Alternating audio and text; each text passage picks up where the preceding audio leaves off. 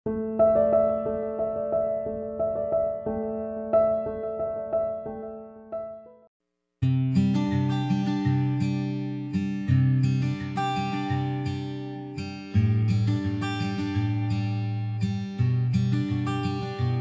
friends, welcome to Gomathi's kitchen.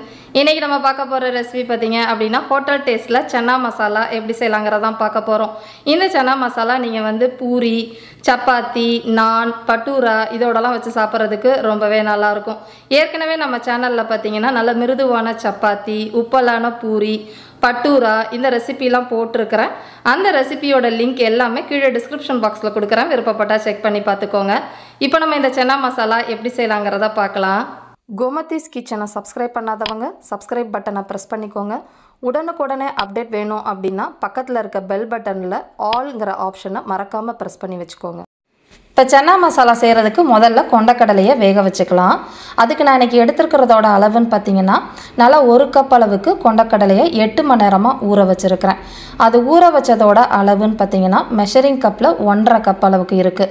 இதில் நான் 1 cup தண்ணி ஊற்றி எடுத்து வச்சுருக்கிறேன். புதுசாக தண்ணி ஊற்றிக்கோங்க. கூடவே நான் இதில் வந்து இன்றைக்கி உருளைக்கிழங்கு போட்டு செய்ய போகிறேன். அதனால் இந்த சைஸில் 2 உருளைக்கிழங்கு சேர்த்துக்கோங்க. இப்போ இது வேக வைக்கிறதுக்கு தண்ணின்னு பார்த்தீங்கன்னா மெஷரிங் கப்பில் நல்லா இன்னொரு 1 கப் அளவுக்கு தண்ணி சேர்த்துருக்குறேன். இப்போ இதில் உப்பெல்லாம் எதுவுமே போட வேண்டாம். இதை வந்து நம்ம குக்கரை மூடி வேக வச்சுக்கலாம். இது வேக வைக்கிறதோட அளவுன்னு பார்த்தீங்கன்னா மீடியம் தீயில் 3லேருந்து 4 விசில் வச்சு நல்லா வேக வச்சு எடுத்துக்கோங்க.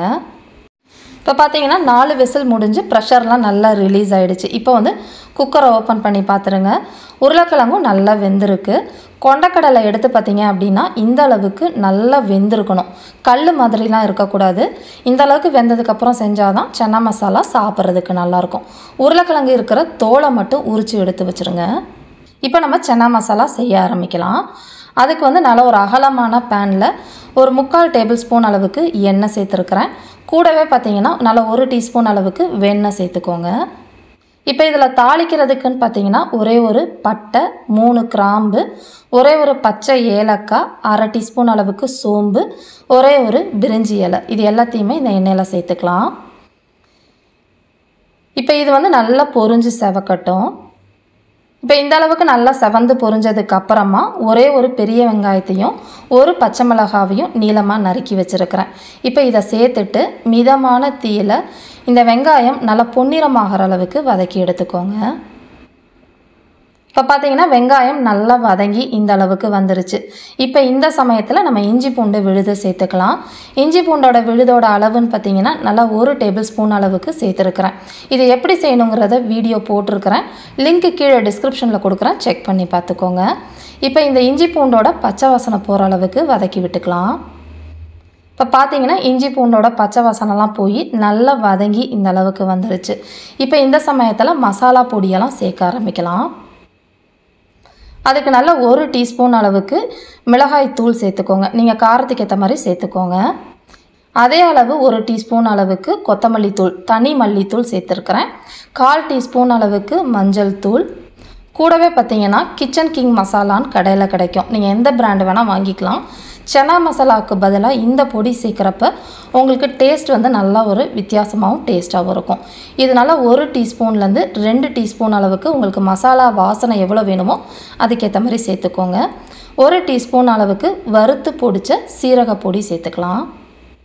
இப்போ இதை வந்து தீயை மிதமாக வச்சு இந்த மசாலாவை பச்சை வாசனை போகிற அளவுக்கு வதக்கிக்கோங்க. இப்போ இந்த அளவுக்கு நல்லா வதங்கி வந்ததுக்கப்புறமா 1 டேபிள் ஸ்பூன் அளவுக்கு தயிர் சேர்த்து இந்த தயிரோட இந்த மசாலா நல்லா தொக்கு மாதிரி வர அளவுக்கு வதக்கிக்கோங்க. இப்போ பார்த்தீங்கன்னா நல்லா வதங்கி எண்ணெய் பிரிஞ்சு வந்துருச்சு. இப்போ இந்த சமயத்தில் தக்காளி விழுது 2 மீடியம் சைஸ் தக்காளியை நல்லா வேக வச்சு தோல் உரித்து கெட்டி பகுதியெல்லாம் எடுத்துட்டு மிக்சியில் இந்த அளவுக்கு அரைச்சி வச்சுருக்கிறேன். அந்த விழுது 1 கப் அளவுக்கு இருக்குது. அதை இதில் சேர்த்துட்டு நல்லா சுருள வர அளவுக்கு வதக்கிக்கோங்க. இப்போ இந்த அளவுக்கு நல்லா வதங்கி வந்ததுக்கு அப்புறமா தான் நம்ம தண்ணி ஊற்றணும். அப்போ தான் உங்களுக்கு நல்லா எண்ணெய் பிரிஞ்சு மசாலா வரதுக்கு நல்லாயிருக்கும். இப்போ இதில் ஊற்றுற தண்ணின்னு பார்த்திங்கன்னா நம்ம கொண்டக்கடலை வேக வச்ச தண்ணி மெஷரிங் கப்பில் 1 கப் அளவுக்கு இருக்குது. இப்போ இதை சேர்த்துட்டு கூடவே நம்ம வேக வச்ச கொண்டக்கடலை, உருளைக்கிழங்கு மசிச்சது எல்லாத்தையுமே இதில் சேர்த்துக்கலாம். ஒரு 10லேருந்து 15 கொண்டக்கடலை மட்டும் எடுத்து வச்சுக்கோங்க. இப்போ கலந்துட்டு இதில் தண்ணி சேர்த்துக்கலாம். 3/4 கப்லேருந்து 1 கப் அளவுக்கு மட்டும் தண்ணி சேர்த்துக்கோங்க. சேர்த்து எல்லாத்தையும் நல்லா கலந்துட்டு உப்பு சேர்த்துக்கலாம். நான் வந்து கொண்டக்கடலை வேக வைக்கிறப்ப உப்பு சேர்க்கலை, அதனால் இப்போ 1 டீஸ்பூன் அளவுக்கு டேபிள் சால்ட்டு சேர்த்துருக்குறேன். நீங்கள் அப்போ உப்பு போட்டிருந்தீங்க அப்படின்னா அதுக்கேற்ற மாதிரி கம்மியாக சேர்த்துக்கோங்க. இப்போ இந்த டேஸ்ட்டை வந்து நல்லா என்ஹான்ஸ் பண்ணி காட்டுறதுக்கு புளிப்பு காரம் எல்லாத்தையுமே பேலன்ஸ் பண்ணுறதுக்கு ஒரு 1/4 டீஸ்பூன் அளவுக்கு மட்டும் சர்க்கரை சேர்த்துருக்குறேன். இந்த சர்க்கரை போடுறதுனால உங்களுக்கு இனிக்காது, டேஸ்ட் ரொம்ப நல்லாயிருக்கும். இப்போ இதெல்லாம் நல்லா கலந்து மூடி வச்சுட்டு ஒரு 3-4 நிமிஷத்துக்கு மிதமான தீயில கொதிச்சுக்கிட்டு இருக்கட்டும். அதுக்குள்ளே நம்ம ஒரு விழுது அரைக்கணும், அதை ரெடி பண்ணிக்கலாம். அதுக்கு ஒரு மிக்ஸி ஜாரில் ஏற்கனவே சொல்லியிருந்தாலே ஒரு 10லேருந்து 12 கொண்டக்கடலை வேக வச்சது சேர்த்துருக்குறேன். கூடவே ஒரு 4லேருந்து 5 முழு முந்திரி பருப்பை சேர்த்து தண்ணி ஊற்றி நல்லா நைஸாக அரைச்சிக்கோங்க. முந்திரி பருப்பு வேணான்னா இதுக்கு பதிலாக 2 டேபிள் ஸ்பூன் தேங்காய் கூட சேர்த்து இந்த அளவுக்கு நைஸாக அரைச்சி ரெடி பண்ணி வச்சுக்கலாம். இப்போ பார்த்தீங்கன்னா ஒரு 4-5 நிமிஷமாக நல்ல மசாலா கொதிச்சுக்கிட்டு இருக்குது. கொதித்ததுக்கப்புறம் பார்த்தீங்கன்னா உங்களுக்கு விழுது இந்த அளவுக்கு இருக்குது. இப்போ இந்த சமயத்தில் அரைச்சி வச்சுருக்கிற அந்த விழுதை சேர்த்துக்கோங்க. சேர்த்து இது எல்லாத்தையுமே நல்லா கலந்து விட்டுறலாம்.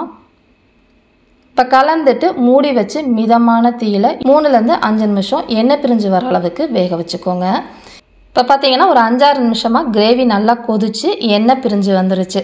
இப்போ கடைசியாக பொடியாக நறுக்கினா கொத்தமல்லி இலைகளை தூவிட்டு அடுப்பை ஆஃப் பண்ணிவிடுங்க.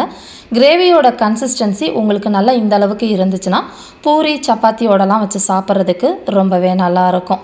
ரொம்ப ஒரு டேஸ்டான சென்னா மசாலா ரெடி ஆயிடுச்சு. இதே மாதிரி அளவுகளோட இந்த மசாலாவை செஞ்சு பார்த்துட்டு எப்படி இருக்குது அப்படிங்கிறத கமெண்ட் பண்ணுங்கள். வீடியோ பிடிச்சிருந்தாலும் கமெண்ட் பண்ணுங்கள், லைக் பண்ணுங்கள். மறக்காமல் கோமதிஸ் கிச்சன் சேனலையும் சப்ஸ்கிரைப் பண்ணி வச்சுக்கோங்க. தேங்க்ஸ் ஃபார் வாட்சிங்.